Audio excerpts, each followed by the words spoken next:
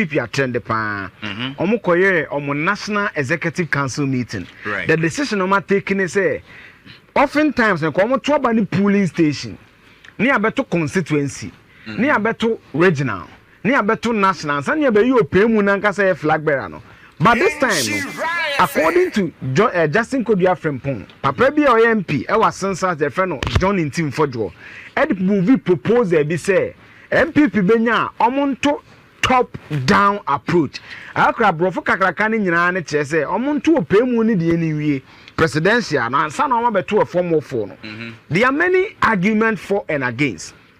Okay, this is my argument. It's the end board no church. The only thing metie Justin Kodua Frempong interview why and let me reference it. Why interview no Asempa. Yeah, sister station. And why be Otek. I will interview 2 MT no. This is my impressions of why people want to do the top down. Or say one. And no JF can go and decide the neck. The reason why person yes ane akokwa obroni beka acrimony. Sa wenchi a ekwoso NPP no mu believe say omoto sa aba ni mefiri wa ni nyina be den etu obetwa. 2 the NPP constitution no ema ho kwan say so omo yes so it is not against the constitution of the NPP. And also na kwakwa so omo to ni January na kwakwa enya mass. January 2026 to 7 no 27 1 year. Right. To 28 no 2 years. February, March, April, May, June, July, August, September, October, November. Right. So at least nipa bi omu be yi no se bre champon se duchumo se bamio se Kennedy obenya 2 years 10 months. They are marketing right. Now the advantage of that is that now NPP party only the parliamentary caucus and the Timi Kasa do na the arrowhead no baba do mu na no so benya party no and so structure no so boom say benya opposition leader obetimi akasa any ade. This is also another advantage. But as a cons no say pros and cons. As a cons na say disadvantage or semi disadvantage in those who say right. Akwa cons ni bi ne say current executives etiso no nukure ni NPP fo mu wom NPP fo nyomu ni. There are many issues in several constituencies so man solve no mo koto ba leader bi ombe yi no it will be perceived say system na this leader na ba. So then people must guard against that or guide against that. There's an old system, no. And they new leader. Yeah. No muria. Ma koto sa ankrofo no so aba. Old system no so aba. And akokwa che se na ekoya there are many people who may you be free ho. Me nu nyina anim ya tete fam okufo no. Can the old people no omo be koya new people but can the new people work with the leader elected by the old stock? And only question, the big question. Also, would it mean say, oh new person now, but now one person now be so retaining?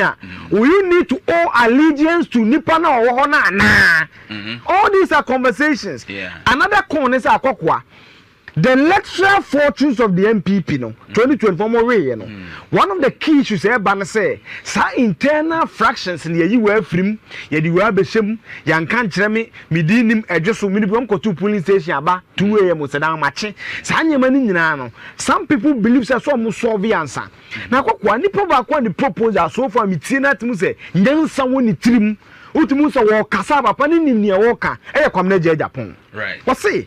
The first suggestion so no do benya komunya sa electoral college no omumiem yomu so be grievances e wo I no make suggestion akokwa mimi nyi wokofodua New Durban South constituency so oni me MP akofra ne ya bema ogwo constituency we say ya bema nto aba right ye benya bibi enye benya makesi be yeboa akwa how come say sa ankrofo because of the narrowly on NPP to need a certain stake within the constituency party but akwa ubo NPP kukudamfo a onabo ya be ma aboni di yeye oye kukudam what I say o say yen fa sa ankrofo ni nyina amra yen so be all those issues na yen to presidential ntem because akwa so currently manenya clear my currently he for na timi to aba no so akwa I know there is some constitution I don't have the constitution yet but what I know is that it is the polling station executives. I think they told me 5 was say 5 nearby any idea. But what I'm trying to say is that there are issues with the register, and we saw it in the parliamentary elections. We saw it in the presidential where people had issues. So some of the school of thought, and then they say, let's solve those issues one. Yeah. Before we go into the presidential, so better no bottom up was top 9 NPP before summer. But the fundamental issue is that because you can't something regional version of the report NPP, okay, the enemy who I can only speculate. But to JFK can say even in the okay report in the public, you know, one of the issues that came out was how the NPP registers at the constituency level and everything is done. Okay, so the register a challenge. A challenge. But it's a general deadline. Can they use 6 months to fix those issues? No, me sure. That is the issue. So one fix here. Leader be a people will have a certain perception about the leader. Now, having said that, as part of my first presentation, where still my first presentation, the MPP 1992 say that here, you should trend be. Ebi say you retain Bawumia and you retain Bawumia. Yam the man in a preamble for the first conversation. 92. Professor Dubois and the first time Oko in I can numbers no. Right. On your 56.5%. 1996, Kofo buy and then the second attempt on your 52%. Right. And you call 98 Sunyane. Kofo ne third attempt on your 64.6%. So Kofo won the NPP Flagbearership on the second attempt. Fact. Right. Professor Dubois on his first attempt. Fact. Okay. Now why? Abrant be in the diwa. And now the damn cook for one for the news of contested for Sunyane 98. Okay. I want on him. Right. Yes, Sunyane 98 for the contest. You know the second. 31.6%. Now 2007, 17 for the buy, you know. Right. And Akufo-Addo on the second attempt, only 47.9%. And on to Akufo-Addo, no, MPP history, then when you had the biggest percentage, you know, Kofo. But on his third attempt, at Sunyane, I confirm. Okomuna first attempt, Professor Duma first attempt is 56.5%.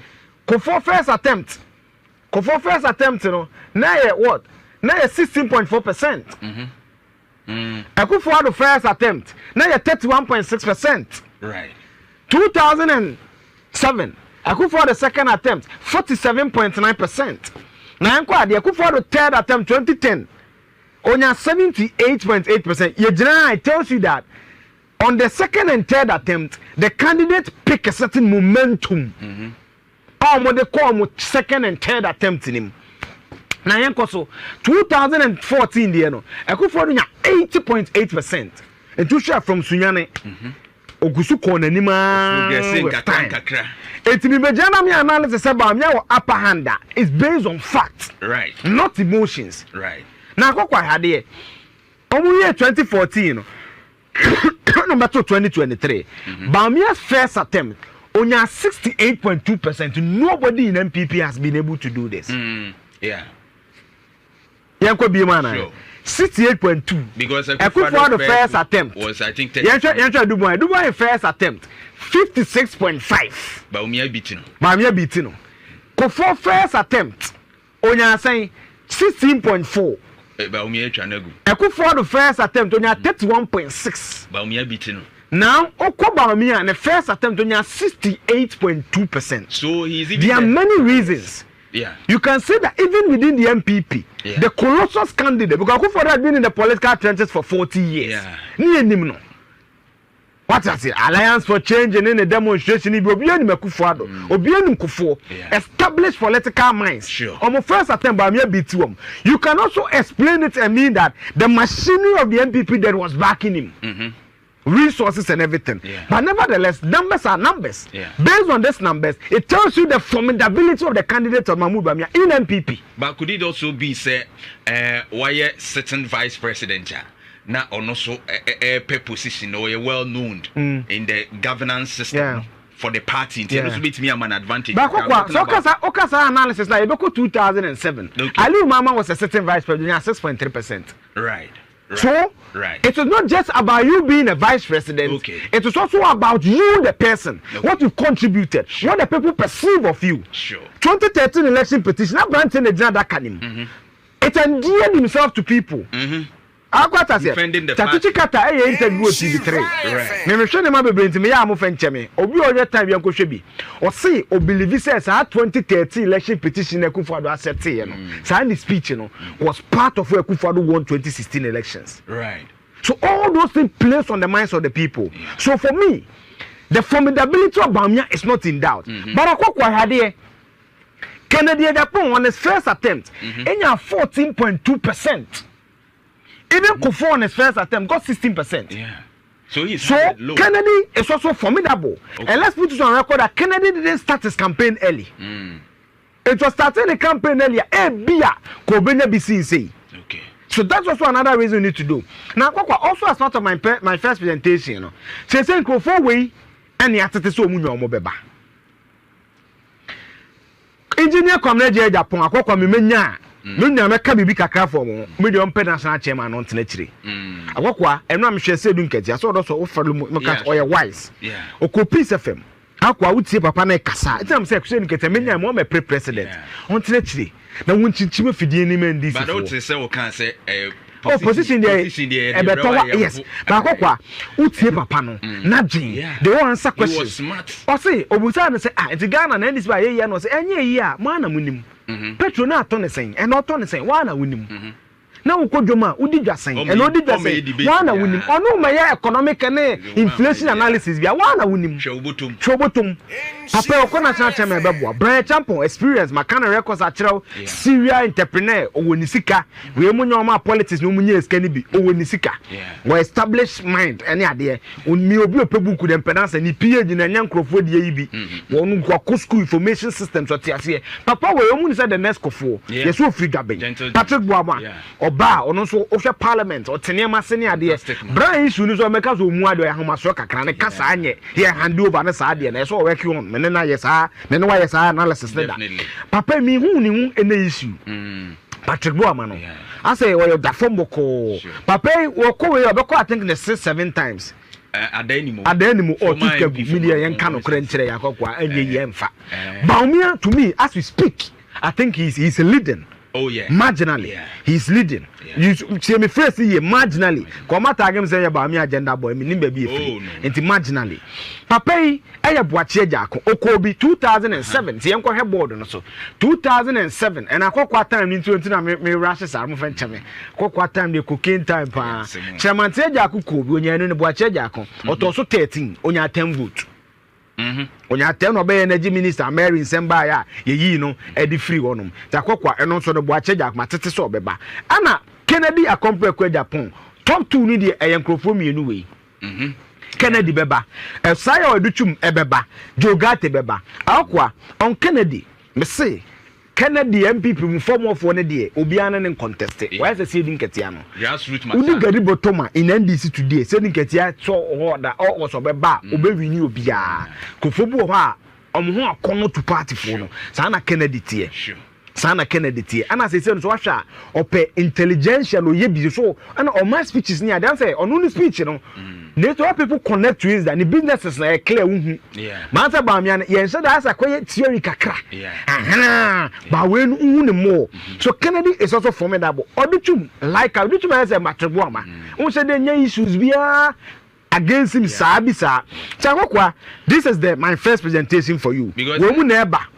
wo hwe na wunya akokwa based on won so nkofo no kasa ko so akokwa deputy morning show host nkofo no kasa I think that so far to be fair Bawumia standard I mean marginally higher than candidates now can marginally as they say 55 yes, looking at the base Kennedy Japan so follow but Kennedy no some of the people believe so bit me but say emotional issues and of course anger ne some and some people make reference to nanu ya bronya ko testing no kakra and the pause a course man for say no so na Trump dey anya America ma ye so people if you know I'm starting let can be can I'm so no pretend Some buildings and for so on say on say as African Ghanaians particularly no ye values are no man. Akwa ka bibi.